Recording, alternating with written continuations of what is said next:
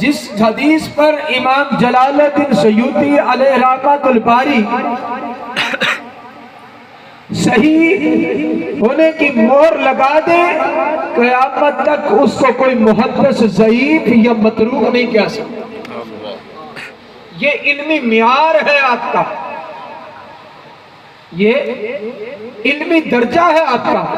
وہ جلال الدین سیوطی علیہ رحمۃ الباری اپنی کتاب شرح الصدور فی احوال الموتى والقبور کے اندر لکھتے ہیں کہ دنیا والوں، زندہ جو لوگ فوت شدگان کے لیے دعائیں کرتے ہیں، زندہ لوگ جو ان کی برزخی زندگی کی سلامتی کے لیے رب کے حضور درخواستیں کرتے ہیں، یہ دنیا والے جو رب کائنات کی بارگاہ میں قرآن پڑھنے کے بعد، ذکر و اذکار کرنے کے بعد، یہ دنیا والے اللہ رب العالمین کی تعریف کرنے کے بعد پھر اس کی بارگاہ میں یہ جو دعا کرتے ہیں کہ یا اللہ ہمارے اس ذکر کا صدقہ، یا اللہ اس ذکر کی برکت سے، قرآن کی تلاوت کی برکت سے، نبی پاک صلی اللہ علیہ وآلہ وسلم کے اوپر جو ہم نے درود پاک پڑھا ہے، اس درود کی برکت سے مولا ہمارے جو دنیا سے مسلمان چلے گئے ہیں، یا اللہ ان کا بھلا فرما دے، مولا ان کی خیر فرما دے، یا اللہ ان کی قبروں پر اپنی رحمتوں کا نزول فرما دے، مولا ان کی قبروں کو ٹھنڈا فرما دے، مولا ان کی قبروں کو روشن فرما دے، مولا ان کی قبر کی زندگی کو خوشحال فرما دے، مولا ان کی قبروں میں جنتوں کے انعامات، جنتی نعمتیں عطا فرما دے، مولا محشر میں ان کو نامہ اعمال دائیں ہاتھ میں عطا کرنا، مولا اپنی دعاؤں میں جو ہم یہ اللہ کی بارگاہ میں عرض کرتے ہیں کہ حشر والے دن یا اللہ کوئی سایہ نہ ہوگا، اپنے عرش کا سایہ عطا فرمانا۔ علامہ جلال الدین سیوطی کہتے ہیں یہ تمام درخواستیں جو دنیا میں دعائیں کر رہے ہیں، ان کی یہ دعائیں قبر والوں کو فائدہ دیتی ہیں۔ سبحان اللہ، سبحان اللہ۔ ان کی یہ دعائیں قبر والوں کو کیا دیتی ہیں؟ ان کو فائدہ ہوتا ہے، ان کو ان دعاؤں سے منفعت حاصل ہوتی ہے۔ اور کہتے ہیں یہ بات میں اپنے پاس سے نہیں کر رہا، یہ بات جلال الدین سیوطی کہتے ہیں میں اپنے پاس سے نہیں کر رہا، اس میری بات کا ثبوت اللہ کا قرآن ہے۔ میری بات کا ثبوت کیا ہے؟ اللہ کا قرآن کیا ہے؟ اللہ کا قرآن ہے۔ رب کہتا ہے کہ تم دعائیں کرو، تمہاری دعا کرنے کی برکت سے میں تمہارے فوت شدگان کو ان کو نفع عطا کروں گا، ان کو فائدہ دوں گا۔ تو میرا دوست، تو اگر اللہ کا قرآن کہے تو ہمیں عمل کرنا چاہیے۔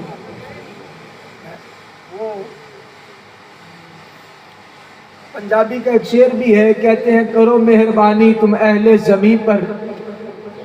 کرو مہربانی تم اہل زمین پر، خدا مہربان ہوگا۔ یعنی دنیا میں بندہ کہتا ہے کہ مولا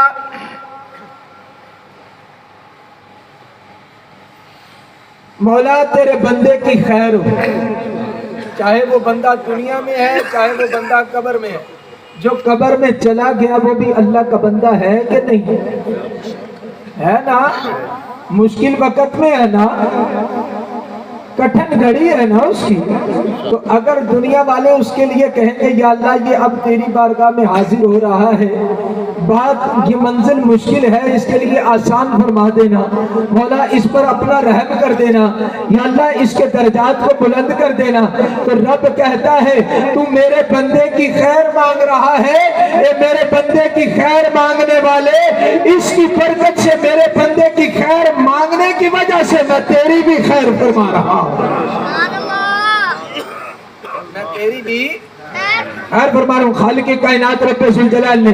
قرآن مجید فرقان حمید میں 28واں پارہ ہے، سورۃ الحشر ہے، رب کائنات نے فرمایا والذین جاؤوا من بعدهم یقولون ربنا اغفر لنا ولاخواننا الذین سبقونا بالایمان۔ رب کہتا ہے وہ لوگ جو دنیا سے چلے گئے، ان کے بعد پچھلے آباد ہوئے، والذین یقولون ربنا اغفر لنا، جب وہ اپنے لیے دعائیں کرتے ہیں، جب وہ رب کی بارگاہ میں اپنے لیے ہاتھ اٹھاتے ہیں، ہیں جب وہ رب کی بارگاہ میں اپنے لیے خیر مانگتے ہیں, جب وہ رب کی بارگاہ میں اپنے لیے بھلے کی درخواست کرتے ہیں, جب وہ دنیا میں بیٹھے ہوئے مصلی پر بیٹھ کر رب کی عبادت کرنے کے بعد, مسجد میں بیٹھ کر رب کا ذکر کرنے کے بعد, کسی مقام پر بھی اللہ کو یاد کرنے کے بعد رب کہتا ہے وہ لوگ جب اپنے لیے ہاتھ اٹھاتے ہیں یقولون ربنا اغفر لنا, وہ رب کی بارگاہ میں کہتے ہیں اے پروردگار ہمارے گناہوں کو معاف فرما دے, مولا ہمارے گناہوں کو,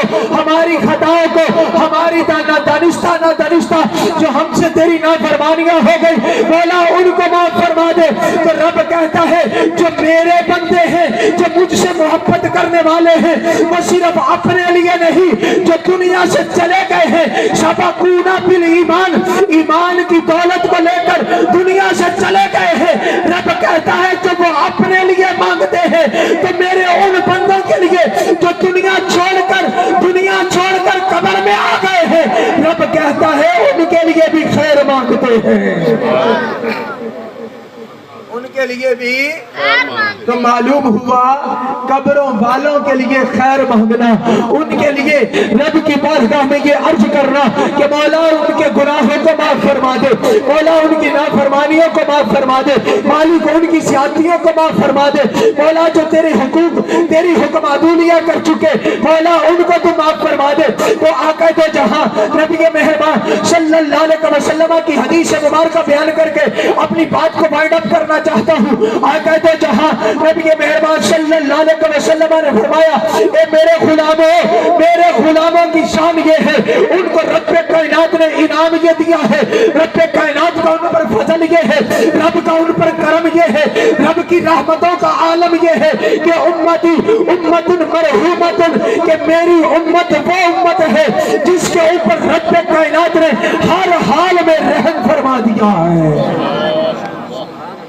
تو بیان صحابہ میں ہو رہا ہے جو عظیم دنیا اسلام کے عظیم رہنما ہے جنہوں نے آقا کی بات اسلام کی وہ رہنمائی فرمائی کہ آقا دو جہاں نبی مہربان صلی اللہ علیہ وسلم نے فرمایا اصحابی کا نجوم, دنیا کائنات والے میرے صحابہ ہدایت کے درخشندہ ستارے ہیں. اور صحابہ نے عرض کی یا رسول اللہ صلی اللہ علیہ وسلم اے بدہا کے چہرے والے, اے بلیل کی زلف والے, وما ارسلناک الا رحمت للعالمین کی شان والے, وبالمؤمنین رؤوف الرحیم, ایمان والوں سے محبت کرنے والے, رب نے تیری امت پر آپ کی امت پر رحم کیسے فرمایا ہے. آقا دو جہاں وہ زبان مبارکہ جنبش میں آئی جس کو رب فرماتا ہے وما ينطق عن الهوى ان هو الا وحی یوحی, رب کہتا ہے میرا محبوب اپنی مرضی سے نہیں بولتا, کہ جب بھی بولتا ہے میری مرضی سے بولتا ہے. آقا نے فرمایا اے میرے غلاموں تم اس دنیا کو چھوڑ کر